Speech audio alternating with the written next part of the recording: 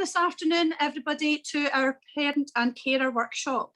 This is for relationships, sexual health and parenthood, which is a new resource to Cadder Primary School, but not a new resource to all the boys and girls and other schools within Scotland. Some schools are already using it and some schools are still to introduce it. So Mrs. Michelle Watt is going to take us through a presentation, and we hope that you find this interesting and it helps answers some of your questions and queries about the new resource. Right, Mrs. Watt. Okay, so let's get started. So our new resource that we're going to be using is a national resource. It's called RSHP, which stands for Relationships, Sexual Health and Parenthood. This has been put in for a number of reasons. The main one is for consistency, to ensure there's consistency across the whole of Scotland. In Glasgow, we had a resource called SHRE, which was Sexual Health and Relationships Education, which needed to be modernised and needed to be improved and streamlined for the whole of Scotland. So there's been a lot of consultation with regards to this. This is an evidence-based research that's been done into creating the programme, and it will be taught to all children in Scotland. So let's have a wee look at it. So welcome everybody, and this curriculum, the RSHP curriculum, it's been around for years. We've been teaching it for a long time and it is part of the Curriculum for Excellence. But this new resource is designed to help us deliver the existing curriculum and to improve things, especially in terms of advances that we've had in technology and online difficulties that we have. So this is really improving our curriculum. Okay, so what is the resource? Now this resource is for all children from nursery up into senior phase when they leave in 6th year. And it basically goes, it's a progressive curriculum and it shows it's differentiated from age 3 up till age 18.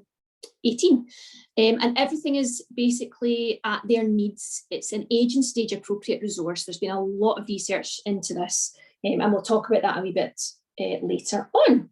So why does RSHP matter? Let's have a little look at this video. Hopefully it works.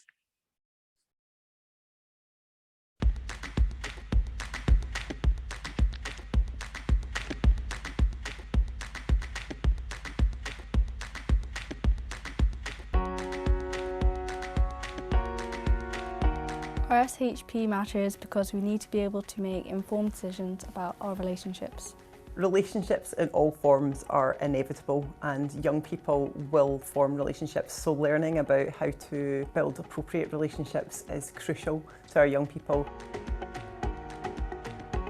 Everyone has the right to explore their sexuality and express it, and to experience consensual, safe, healthy relationships free from harm, free from stigma and free from shame. And RSHP is the means by which the adult world can provide the information, the knowledge, support young people to get the confidence to grow into adults. Probably more than half of what we do isn't just about filling children full of knowledge for different subjects. What we want is all of the pupils to be leaving school confident, compassionate, be informed.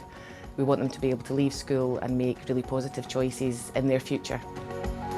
It's just as important as them learning English and maths. It covers not only reproduction and the sex side of things, it covers parenthood and relationships and feelings, and it's going to help them learn about the world that they're growing up in.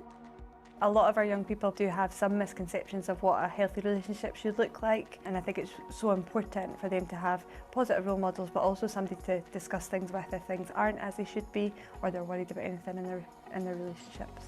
We know that children conduct their relationships more and more online, and so we have to help our young people negotiate that world. The media influences nowadays, I always think, is like the wallpaper to children's life. It's everywhere, and if we don't explain to them what this means to them, then they pick up their own ideas around about it. We're now at a point where we have decades of international evidence which demonstrates that if you provide relationships, sexual health and parenthood education through schools and supported by learning at home from parents and carers, then the outcomes for young people are much better. If we really want young people to be safe, to be nurtured, to be healthy, to be respected, to be included, then we providing good quality RSHP is certainly one of the means that can achieve that.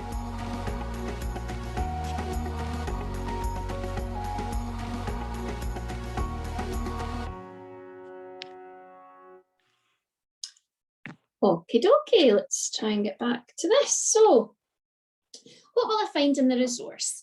Now, these resources have been made accessible to everyone, so anyone can log in. So that goes teachers, parents, carers, everybody can log in and see the resources. Nothing's hidden, nothing's behind closed doors. The government have been really open about creating this resource so that you can see exactly what's being delivered. So you'll see the exact activity plans and PowerPoints that your children will be learning about. Okay, so why is it being developed? Well, as I said, learners have identified there's been inconsistencies and gaps in the delivery and quality of RSHP education. And through numerous consultation and engagement exercises, research studies and evaluations, RSHP resource, which we now have on the website, was developed as a result of this. There was a need for fully modernising the RSHP curriculum. And so a recommendation of the Scottish Parliament's Education Skills Committee in the report, Let's Talk About Personal and Social Education. So it's been a long time coming. There's been a lot of work into this. Now, let's have a wee look at one of the, a big question is, is the RSHP resource age and stage appropriate? So let's have a little look at this short video, which will hopefully help answer this question.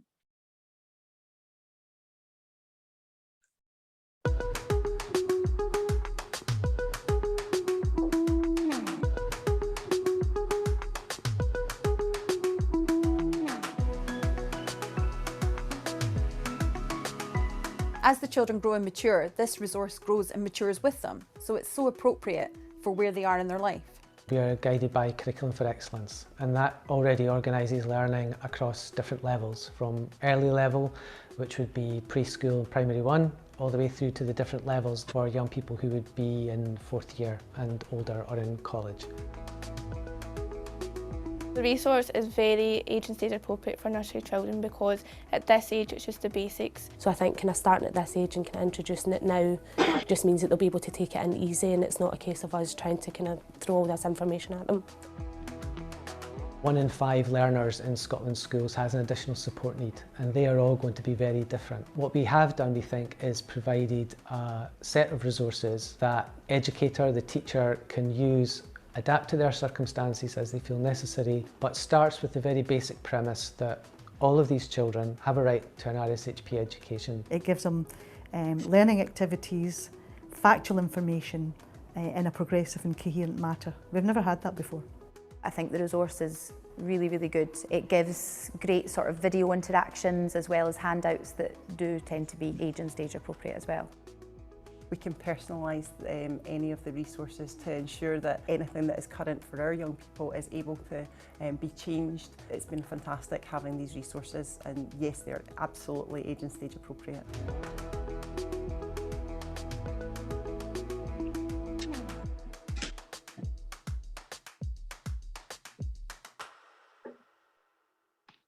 Okie dokie, so let's have a look now at exactly what contexts are covered in terms of each of the levels. So what do we do at early level? Early level is our nursery level and primary 1. So when it comes to families and friendships, children learn that all families are different and people who are important to the children provide love and care. The lessons are very much centred around sharing, playing together, respecting each other, showing kindness towards others, and that's a very important part. And it also talks about each child being unique and special, that everybody's different and we have similarities, but it's still okay to be friends, and to understand that treating someone badly based on a difference is not okay. So when it comes to their bodies, children learn the names for parts of the bodies and the parts of the body that are private. We talk about keeping clean and why that's important, learn about hand washing, brushing teeth. And when it comes to feelings and making choices, we talk about keeping them safe, and if they're happy, unhappy or worried, then who they can talk to, and talking about important adults in their lives. When it comes to looking after them and other living things, they learn where living things come from, the needs of plants, animals and babies, and that there are professional people who can help and care for them. So quite often we do people who help us as a primary one topic as a result of this. Okay, so at first level, when it comes to relationships, children learn about what makes them unique, that families are all different, and that's okay that this is the case. That different adults who might care for the children, making friends, that boys can be any kind of boys they want, girls can be any kinds of girls they want, and what makes people alike and what makes us different. And we start to think about diversity. Again, we're looking at respect, which is thread the whole way through this programme, and about being kind. So when it comes to growing up in their bodies, children learn about making choices and decisions, again, keeping their body clean and healthy, how their bodies change as they grow. And then we name all the parts of the body and the parts for the private parts, and we use the words penis, vulva, bottom, and nipples. We talk about these being parts of the bodies that are private, and it's not okay for others to touch this part of your body. But then behaviour that is okay, things like pulling your pants up and down in the bathroom, is obviously acceptable. So it's about what's acceptable and what's not. And there's a fabulous NSPCC video that we show all the children about their pants, and it's this crocodile that comes along, and the children all love it and they're singing it for weeks after. So what do we do at first level when it talks about how human life begins, pregnancy and birth? So we talk about the life cycles of plants and animals. We talk about conception, pregnancy, how a baby is born, and what a baby needs and how to care for a baby. In second level, so that is should have said first level is primary 2, 3 and 4, and second level is primary 5, 6 and 7.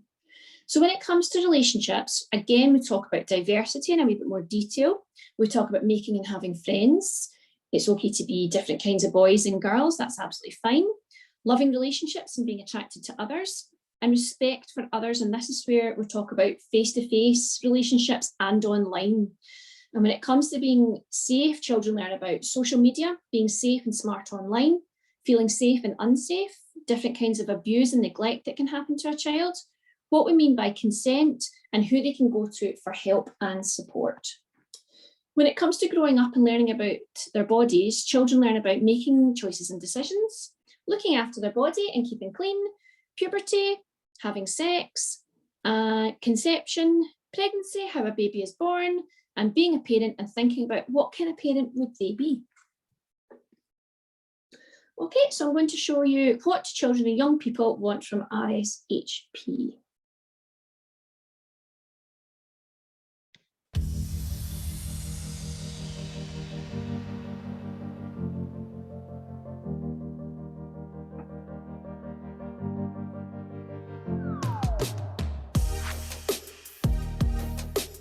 Children and young people have told us that RSHP really matters to them, and they have been in various consultation exercises, various bits of research, frustrated by some of the RSHP that they've received in the past. We have a perfect opportunity to start to get RSHP right now for all children and young people. When we spoke with the young people, they felt that some of the materials were outdated and that they wanted a modern and progressive programme that reflected equality and diversity. We wanted to ensure that young people had a wide-ranging and modern experience with the materials. We don't receive this education at home. I definitely prefer to learn it in school. It stops the awkward conversations you can sometimes have with parents, and it just is a lot more comfortable. Young people want it to be like a real subject, and so RSHP is best delivered by the teachers that they already have an existing relationship with. Our teacher's really open about all the topics we talk about, and if we don't know anything or he doesn't know the answer, he'll always find out and come back to us with it. Children want this knowledge. They're just sponges, they absorb everything, and they deserve to get the best knowledge they can possibly get. What they also tell us is that schools often don't make enough time for this. It gets a bit squeezed out. It's maybe not considered a serious topic. And so really the message to adults is, please give us more of this, please make it better quality, and please do it more regularly because we're interested.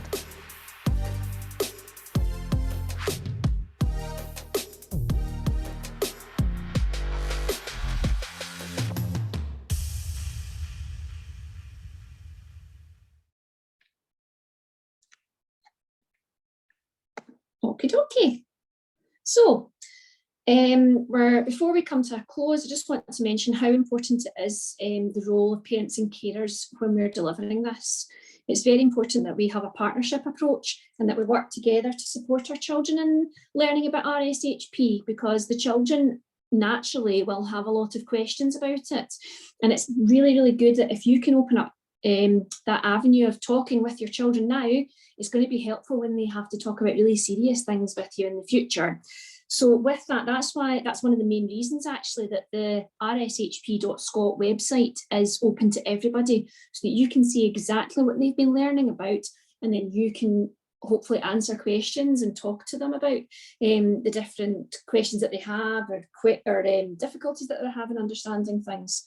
So I'm going to show you our last video of today. So what is the role of parents and carers in RSHP education?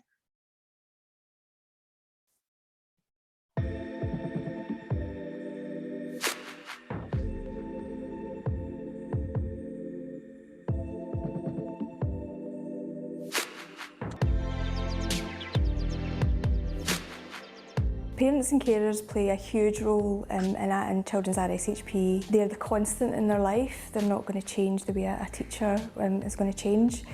So they're the first and most important educator around about this. What happens in the home is absolutely fundamental. What we've done with the RSHP resource is provide clear links with the learning at school to learning at home. As a nursery, we hold information evenings where all this information can be passed on to parents. This allows us to take part in discussions with them and maybe ease any concerns that they may have over the education.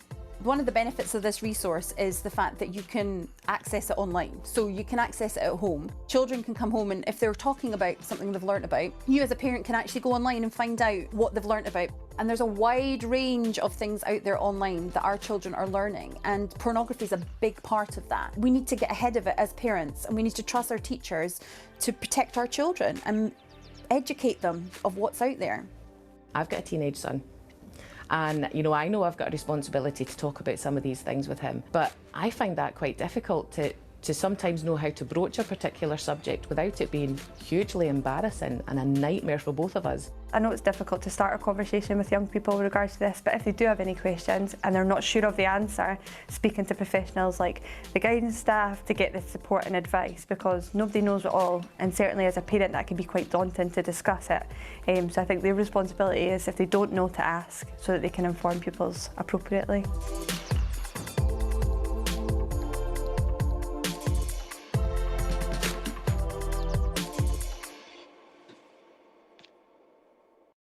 Okay.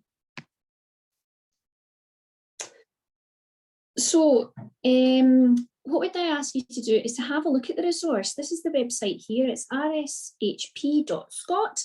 Now on there is an area for F&Qs, for your frequently asked questions. But if you do have any other questions, please do not hesitate to contact the school. We're quite happy to answer any questions that you have or concerns that you have regarding the RSHP programme that we are now delivering in schools. Thank you.